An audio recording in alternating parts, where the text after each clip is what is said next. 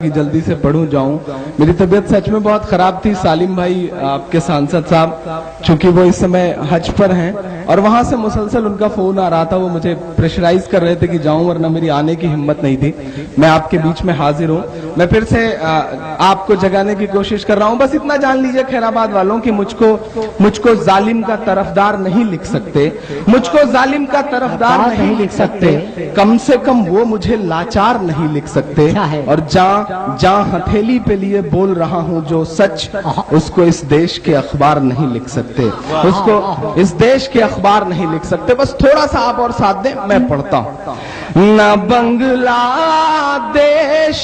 पाकिस्तान और ना चीन वाले हैं। दोस्तों, ये जो नौजवान दोस्त हैं ये बहुत बेदार हैं, सलाम करता हूं इनको। लेकिन शिकायत इधर वालों से और इधर वालों से है जो कुर्सियों पर बैठे हुए हैं। आप सबकी शिरकत हो। मैं देखता हूं कौन जीतता है दाद देने में। पढ़ता हूं।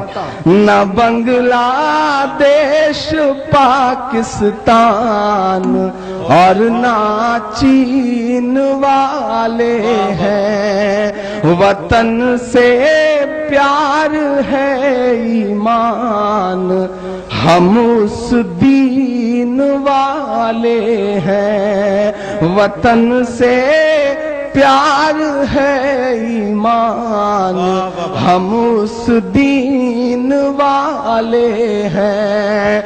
हमें मत जोड़िए भटके हुए यासीन भटकल से।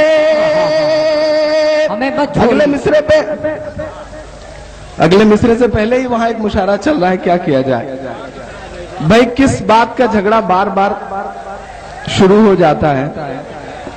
असल में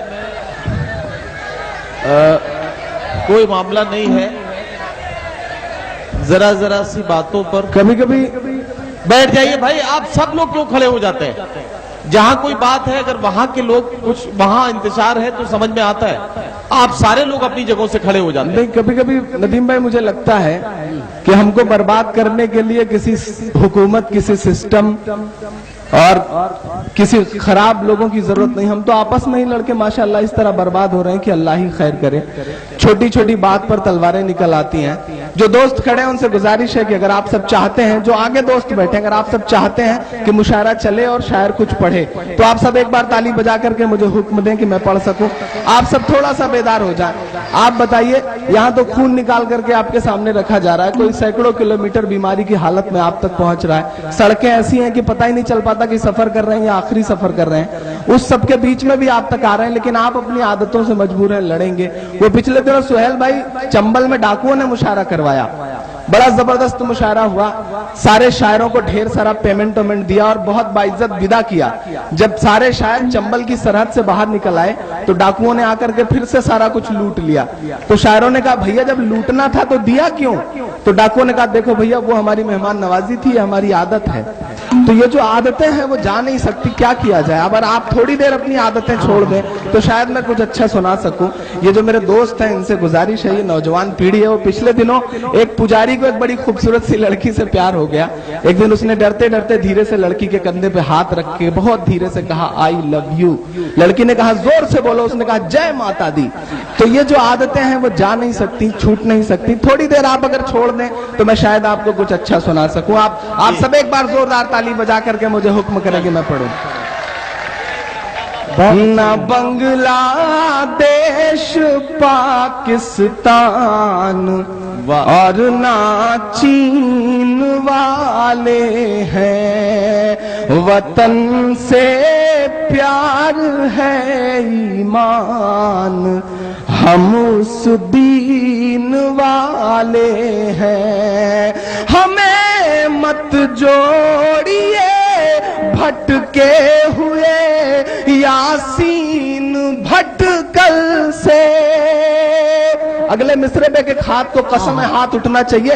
हमें मत जोड़िए भटके हुए यासीन भटकल से, हम ऐसे लोग हैं जो सूरह यासीन वाले अल्लाह हम ऐसे लोग हैं जो क्या कहना है इमरान भाई? इमरान भाई जिंदाबाद जिंदाबाद। अच्छा शेर है, अच्छा शेर, अच्छा शायर। ऐसे लोग हैं जो सूरे यासीन वाह, वाह, वाह। वाले हैं। बहुत शुक्रिया।